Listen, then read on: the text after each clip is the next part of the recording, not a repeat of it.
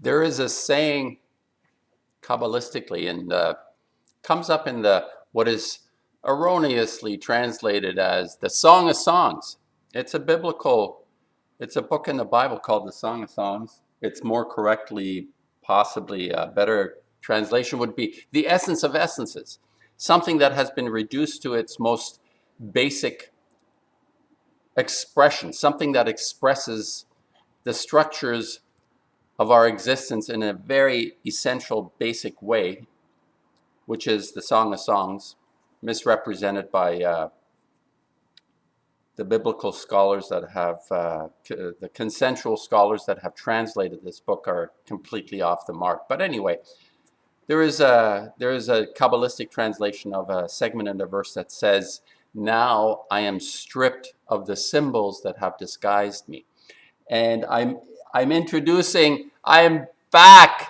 I am back. I've been gone for a while with I have still some lingering health issues. I was in a conversation with the Grim Reaper for a few weeks. Well, probably for yeah, maybe a week or so. I had a conversation with the Grim Reaper. It was a close call. Um, I had uh, I had an abscess on my large intestine, and it could have burst, and they got it. They were phenomenal.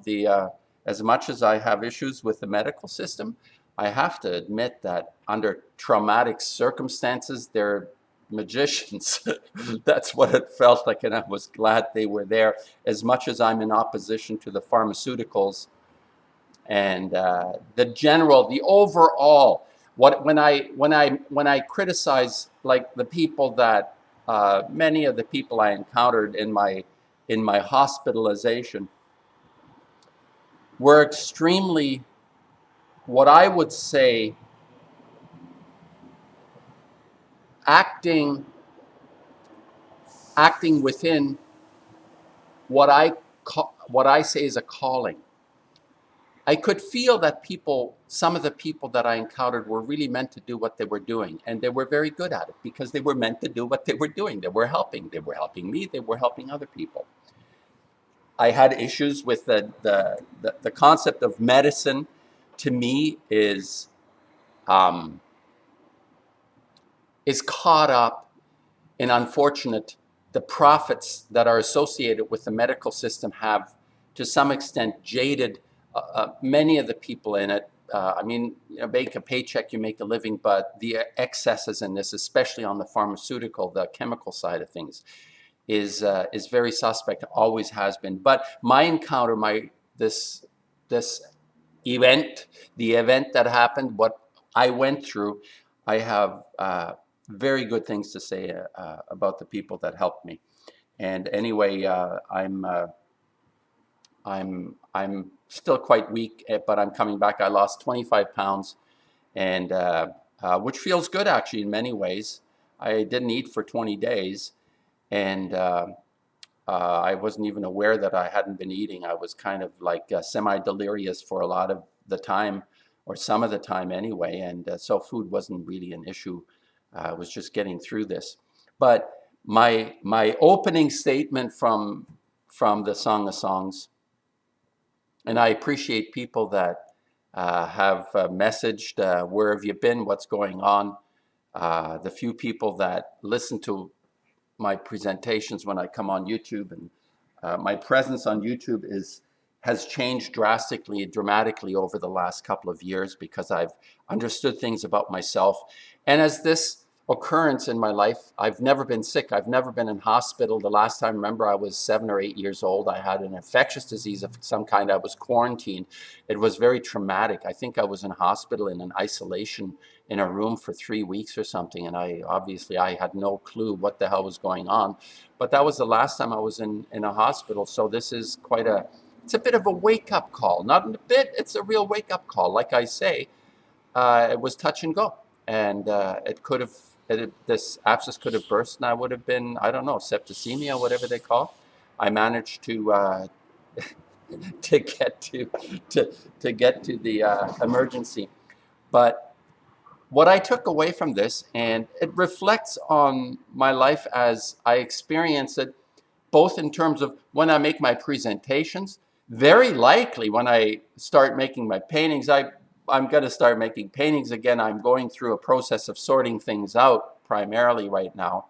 I have to do a bit of sorting out, but it really, it affected me. I would say it affected me profoundly, and I try to keep this in mind. There's a tendency I have anyway to go through something and then just over time the feeling or the thoughts disappear.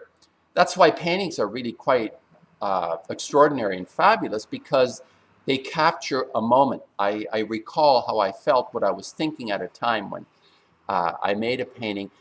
I can't escape the facts of what a painting represents in terms of even my own understanding, my own emotions. So I need to stay with this feeling of having encountered a call with death, what that felt like. I need to stay with that because it gave me, to say the least, an appreciation of what it is that this gift of life actually means. And what are the sacrifices, if I understand my situation correctly, which I think I do, I know what happened, what led me toward this, then I need to change my life, unless I want to end up back in the emergency ward. And I'm of the opinion, I believe that it's the whole genetic side of things has been overplayed, because we have a great part in being able to, if there is such a thing as genetic, um, a kind of that we're predisposed in some way to an illness, there are many things we can do in our lifestyle that can mitigate that, if that's true. But I understand what it is that led me to this circumstance, and I'm not going to get into it because it actually is has to do to some extent with YouTube. The attack dogs early on, not anymore, but early on, did have an effect on me, and it created a level of anxiety. And anxiety, when you're not used to it, and what's ironic about this anxiety, it's all at a distance. You see, this YouTube thing is, I understand this now, has actually nothing to do with the reality we experience. No matter how much you want to attach yourself to what is considered to be the truth or the fact of anything, this information that comes at us has virtually zero to do with our life, but it affects us. This is something that I guess I have to get. I'm going to pause. Let me see who it is. Maybe I can just ignore it. I have to take this. What I mean by this information doesn't have anything to do with our life, but it affects us, is that I chose to interpret an experience that was not directly related to any significant contact, as an example from this YouTube experience, particularly any kind of attack dog stuff, and I'm sure people suffer this whole internet thing of bullying and stuff like that. It's fluff. It has nothing to do with reality, but we interpret it in a certain way, and we create, in this case, a level of anxiety that begins to affect us greatly. And anxiety, that inner world that I always refer to, that creates the outer world, is something that literally, yes, it becomes the outer world. It affects us on such a profound level that I got sick. It's part of the reason that I know that I got sick, because I felt vulnerable, I felt weakened, my mental state was affected. I began to realize that this had nothing to do with my life, but obviously it was too late. It was too late. And I think some people are more adversely affected. Some have thick skin. I know that some people have thick skin, but I'm not entirely convinced about thick skin, because it may be something that a person pretends to them not to be affected, but they actually are. And it starts to percolate and bubble inside and start to create havoc within us, and imbalances and dysfunctions and toxic releases from the nerves and a certain anxiety that builds up, and it ends up in creating uh, illnesses and diseases.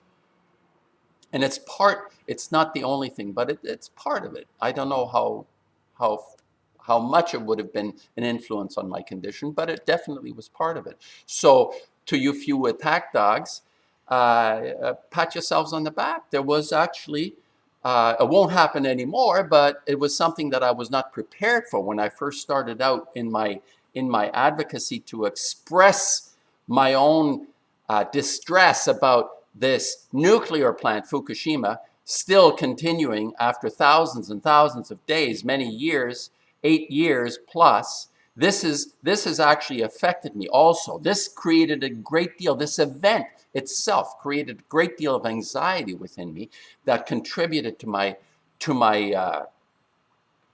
this event that I went through, to this illness that I went through. But my resolve to express this deep felt distress actually in some other way helped me as well. I feel it's important to express the things that are important, like to find people to listen, or just like if you don't like, I make paintings. So there is a release in being able to make work. If you're a creative person and you have an outlet, this is very helpful. This is very helpful. So I'm saying to the people that are interested in what I think about stuff, when I talk about the inner world, it's not an amorphous make-believe unicorn place. It can be that. I mean, you can make it into a fantasy imagination kind of thing, but this is very, very real. As I found out, this inner world, this dimension that we have to ourselves is very real. And when I say there is an incredible distance when we listen to media in any kind of way, we're not actually involved in any of the activities or things that are supposedly being expressed and represented. It's always like a hearsay, and it's a second, third, fourth, fifth party opinion going on. If you're talking about, let's say, reporters that are sitting in front of a screen reporting the war in Iraq or Vietnam, or horrendous incidents happening, I don't want to sound callous here, but it's got nothing to do with you or me, from the point of view that they're expressing anything of value or meaning to you or me. You can argue and say, oh, the idea of it affects you in some way, but what does that really mean? What does that really mean to an internal life that we have? Do you change from listening to somebody into do you become are you reborn again? Have you come to Jesus because somebody says something to you on a video? No, it doesn't happen that way. There are the things that are actually significant and meaningful to me are my interactions directly with people, that confrontation, and the conversation I have with this world that exists within me. And it's influenced. I felt the effects, but the influence is because I choose to interpret something a certain way. So we're continuously, when you listen to people you like, let's say you listen to Alex Jones or Gerald Salente or Owen Benjamin, or this guy,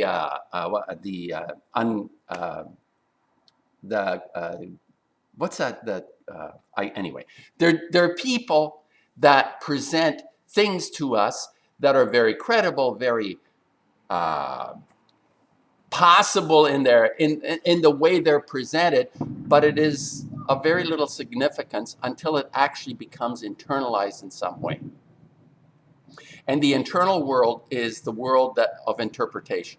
The inner world is, as I say, I am stripped of the symbols that have disguised me. It's very appropriate here because basically we pile on top of each other. We pile insignificant data and facts and levels of seeing ourselves one on top of the other until we're totally obscured to ourselves, and for that matter the rest of the world. And sometimes actually the world out there can observe me and be able to identify how I am a pretender. Like the pretenders out there, I think we've all had experience with snake oil salesman types and used car salesman types. The pretenders, they have the standard behavior that we've become familiar with, but there are levels of disguises. We go through levels of disguises, and the reason I'm talking about this is because of what I experienced in this, especially in a couple of days, the first few days when I was in the hospital. This was something that really struck me, and I had this profound sadness about having been fooled, or allowing myself to be fooled and fooling myself, and even a level of guilt. I felt guilt. I actually felt terrible for having missed something as important as letting this become so dangerous for me. Like this was literally, it was life-threatening. I went through a life-threatening experience that was fundamentally caused by myself. It wasn't like somebody pointing a gun at me and threatening me with bullets and stuff. Like, those are real events that happen where there are no symbols disguising anything. It's like life and death. You're facing the moments, but in a way, it was like somebody standing there with a bullet. Like I say, the Grim Reaper. I was facing the Grim Reaper, and I had a conversation, and it was, for the most part, it was quite shocking. I was shocked by it. I was distressed by the fact that I was in the situation I was in. Forget about the pain I felt and the discomfort and all those things. No, what I was truly, really distressed by was having ended up in the situation that I was in. And people may be able to relate to this in terms of their own lives when they fall ill. And it's easy just to sort of say, okay, doctor, help me. But it's more important to throw away the symbols at this point and look at the true reality that we're facing, why we are who we are at the moment that we are. Why are we in the situation that we're in? And I have to say, I'm extremely grateful to be breathing and to be sitting here and being able to talk to you and present something to you again. I do like presenting. It's in my nature. I have a shy side, but it's ironic because it's sort of a tug of war within me of being an exhibitionist and being somebody that doesn't want to be noticed. I have this quality, this dichotomy inside of me. But I'm fundamentally really grateful and thrilled to have come through this. There's still issues. I'm dealing with and probably will be dealing with for several months, I think. But I think they can be dealt with. I think it'll work out. I feel pretty good. So, well, my point is that as much as I would say, in conclusion, and my thoughts about this experience on YouTube, because that's where you're seeing me, right? You're seeing me on YouTube, and I don't want to undermine any value that people get from this. Obviously, if I say something that makes sense to you, it's not because I'm saying it to you for the first time. It's something that you feel yourself on some level. This is an experience that you've had within yourself that you agree with. It's not something that I'm telling you that's completely new and unexpected. There's no such thing. You can't relate to something you don't understand or know. It doesn't work. You have to have gone through it on some level whether it's even just through imagination, but you have to have gone through it. You cannot really understand what another person has gone through unless you've gone through it yourself in some way. This is why, you say, well, somebody loses a child, a parent loses a child. There's no way for me to imagine what that could feel like unless I've gone through that experience. Then I can say I know what it feels like, right? That's how it works. The same way with YouTube. You cannot really understand or uh, relate to what anybody says on YouTube. Honestly, it doesn't work that way. You have actually felt what it is that is being said. It's a confirmation, if anything. So yeah, you look for confirmation. I mean, we look for confirmation. That's what I think it is. This experience is basically looking for confirmation for okay, I'm going to end it on this. What I say, the people that present themselves through their own conscience, through their own inner self, that deeper inner self that comes through in their presentation, these are people of value to me. I take this as a confirmation, as other people out there that actually confirm the best part of me. This is what I'm looking for. I need to see that goodness in someone else that I'm attempting to build within myself, to throw off all the superfluous stuff, all the symbols that have no significance, to throw all that away. I want to throw that off. And experiences like I went through really go a long way towards throwing the symbols that disguise me. So if I don't know if I'm going to continue much more with these presentations, but the person who I am is definitely different. I'm a different person than I was 2 months ago when I last posted. I feel different. I may not appear different, but I feel quite a lot different. And anyway, I think I'll leave it there. And it's just a shout out to those people who I know that are out there that comment on my channel that have this deep understanding and connection, as I do, to what is understood, what is understood to be the conscience that is within us. This is a very deep, profound quality in human beings that is generally excused or ignored because it's difficult to live the conscience. It's very hard to see through something that comes from our inner world that needs to be acted on, expressed and acted on in the real world.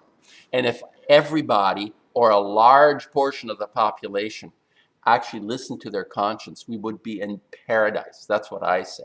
We don't need to have extreme structures around us, actually. I find culture to be quite oppressive.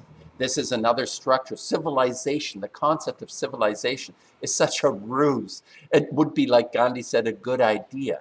If only we could conjure within ourselves in a general way, in more and more people to act their conscience, truly act their conscience, go within themselves and search out this thing. And it's not necessarily easily found all the time. It's complex sometimes, but it's there. It's there. I know it's there. I've experienced it, and I'm no different from anybody else. So my shout out goes to people that have recognized this part of themselves and are conducting themselves based on this amazing attribute that we have that was instilled. Maybe that's genetically instilled. There is a genome that has a C written on it, and you just gotta find it. You gotta dig it out.